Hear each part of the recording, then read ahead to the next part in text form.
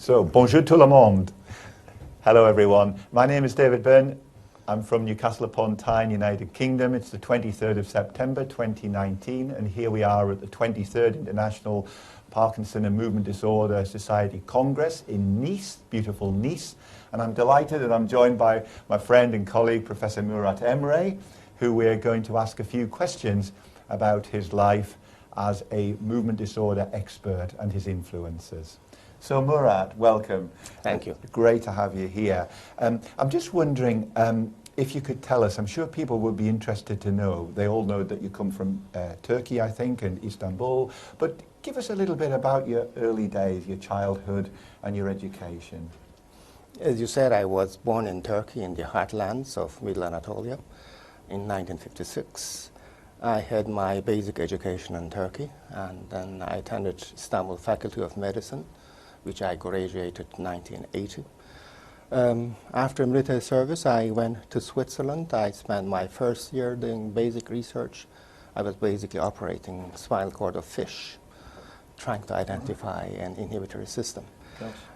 I then switched to clinical neurology. I finished my residency there.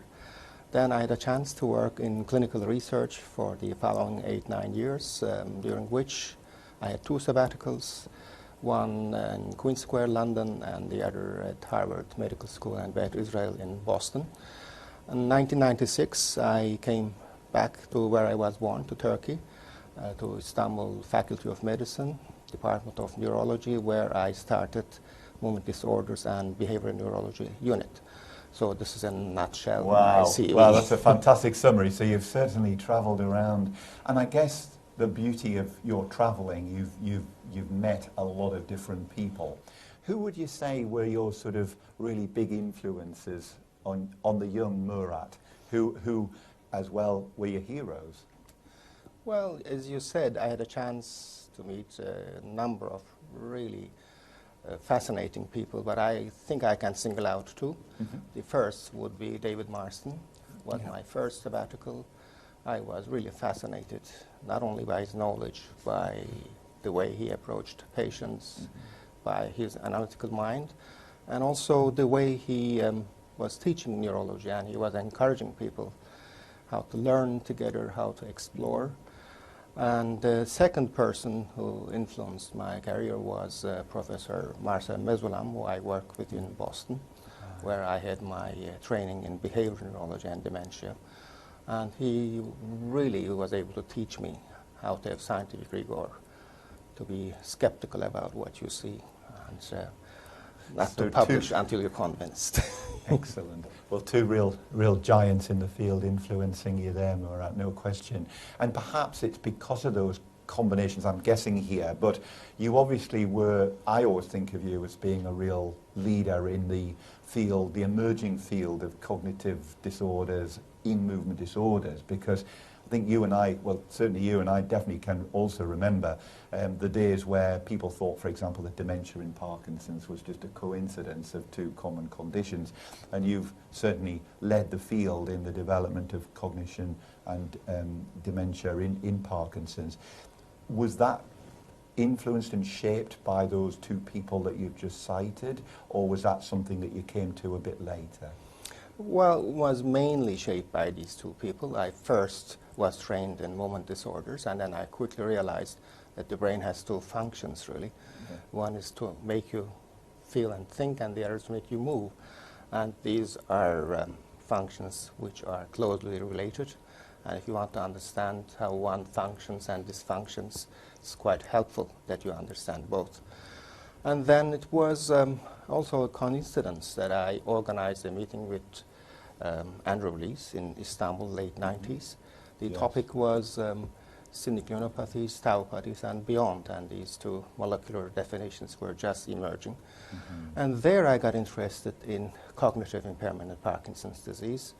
And then I realized few essential pieces were missing, and this is how I really decided to take the initiative to start a working group to define diagnostic criteria for Parkinson's disease dementia, which then quickly evolved to a MDS task force and then resulted in the definition of the diagnostic criteria, in fact.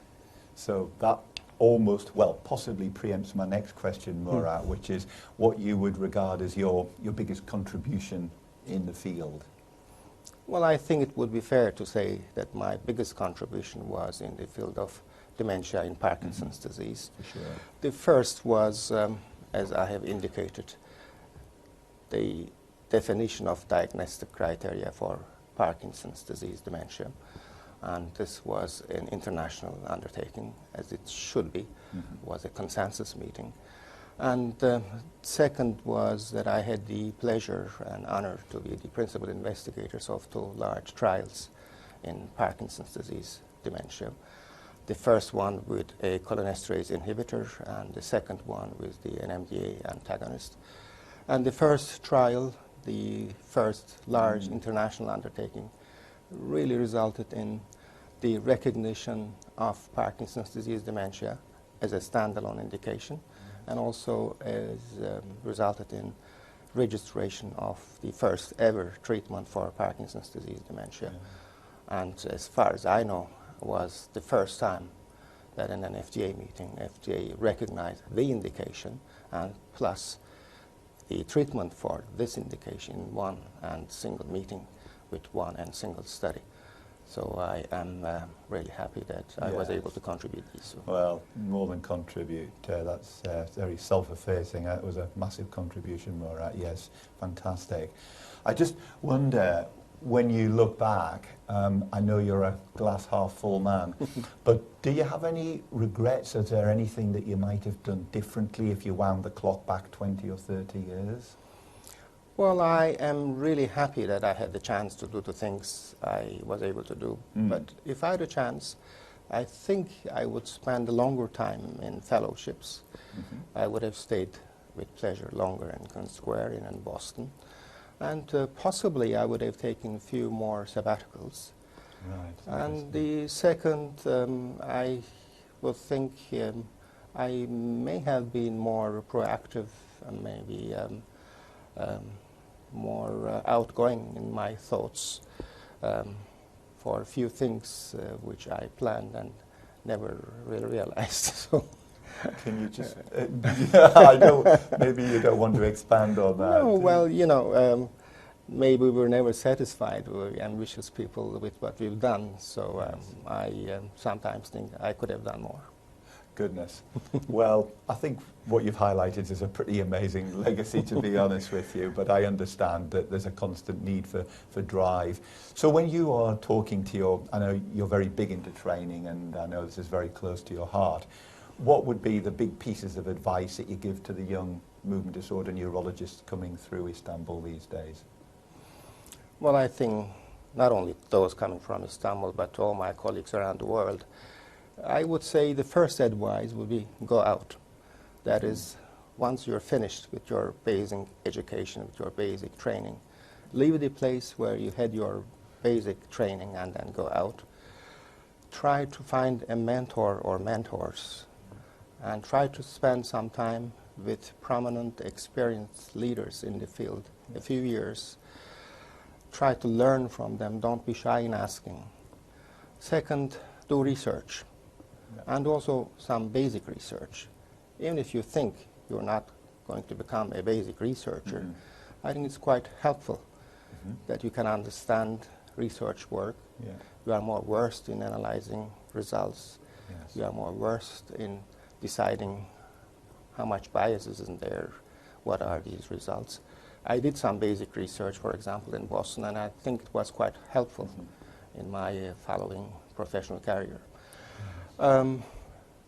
I think it would be good to focus on few topics and a few techniques if you are going to become a researcher. If you're not going to become a general movement disorder specialist, you have to have a field, a few topics and a few techniques.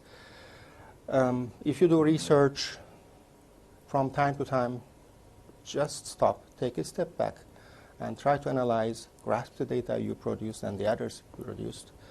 You should be determined, but also keep an open mind. I think these are the main advices I would give at this time. I think that's excellent advice, Murat, excellent advice. Now, this is a really tough question, but if you were to look now with a glass ball and see where the field might be going in the next 20 or 30 years, I mean, I think you and I would both know what we would wish for if there were no constraints. But realistically speaking, in 20 to 30 years, where do you think, particularly in our, let's stick to our field, where do you think cognition and dementia in particular in Parkinson's might be? I had a chance to work with a really excellent research manager, and he used to say, and that's a saying which I appreciated and still believe in, predictions are possible when you are working with linear systems. But research, by its definition, is not linear. It's non-linear, it's discontinuous. Yeah. So there is a finding in a, in fact, field which is not related to yours. But then it has impacts on your field. So having said that, I think in the next 10, 20 years, we will see more and more biomarker studies, be it fluid biomarkers or imaging biomarkers. We will work on predefining diseases before they emerge and before the damage is done to full extent. In terms of treatment, I think we will see more and more mechanistically based treatment approaches, but this time not based on symptomatic mechanistic approaches, but more for disease modifying. And for that, I think we will work on the results emerging from understanding protein interactions, protein aggregation, enzymatic reactions. We will probably have more and more impact and feedback from genetic studies. In terms of technology, I think it is unavoidable that technology will determine the way we practice medicine. And I predict that the more the generation which grew up with computers and smartphones, as they enter the age of neurodegenerative diseases, that will change the practice of neurology. We will see more and more telemedicine, I guess. So the way we practice medicine may change within the next 10, 20 years.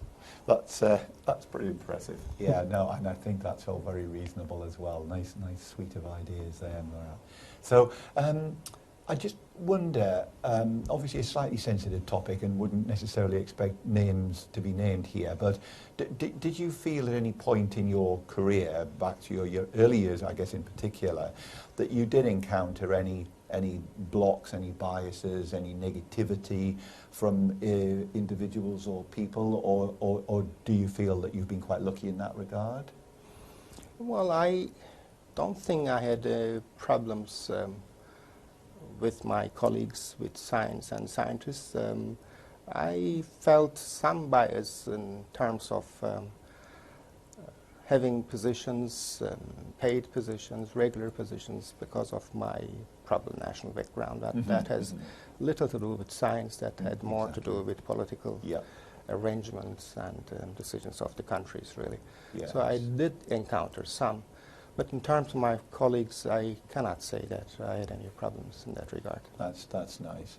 I think the other thing, Murat, is I certainly remember us having conversations and you telling me about the number of weekends that you had committed to various meetings. So you know I'm going to ask about work-life balance. I know there's more to Murat than just a very hard-working neurologist. But what else? What do you do to relax? Well, my philosophy is never postpone life.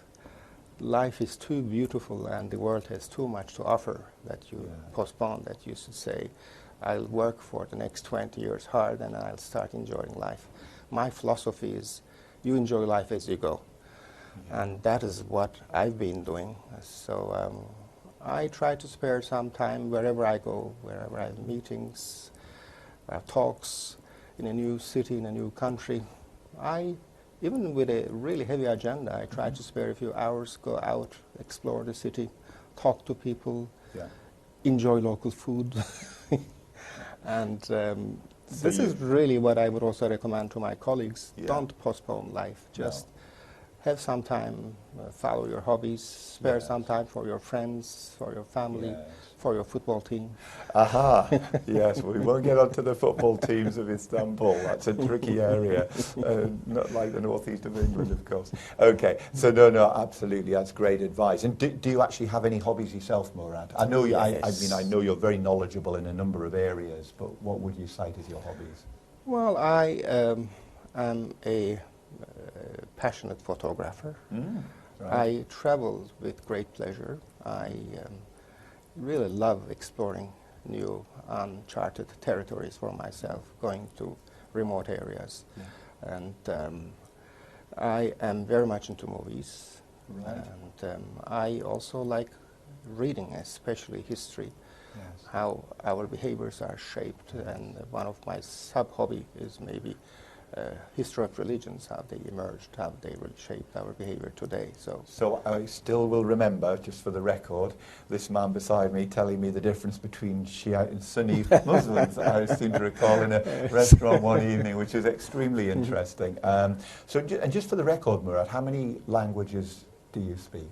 Oh, I think it's fair to say that I'm fluent in 3 languages. Yes. So that is German, English, Turkish, so I can switch between the 3 Yes. without any problems. I can follow some French, and I can speak basic French. I do speak Dutch because my wife is Dutch, so I had to learn Dutch to speak with my Yes. children. And I can order meals in Italy and ask for directions, so I You're- guess that makes like 6. You're worth travelling with. Fantastic. Now, there's a question to ask you now to finish up with, which I don't think you're expecting, but I'd just like to ask this. So, supposing I was to just teleport myself immediately now into your neurology department canteen in Istanbul, and I were to say to them, your colleagues there, give me 3 words that would describe Murat Emre in a positive sense. What 3 words might they use about you? Oh, wow. That is a really tough question. What would they say? 3 words. Well, probably a good teacher, Yeah. a bon vivant who Yes. enjoys life, Yes. and a tireless thinker who just promotes their thinking and encourages them to do things, research. Very nice. Now you know what's coming. What 3 negatives might they use Oh, about wow. you? This is turning. Yeah, this is the last question. Last question. Well, I guess we should ask them. Fair enough. No, fair enough. No, so I think that's been really great, Murat, and thanks for taking the time to answer those quite searching questions about you. So thank you very much. Thanks for taking time for this interview. You're Thank very you. welcome. Great. Thank you.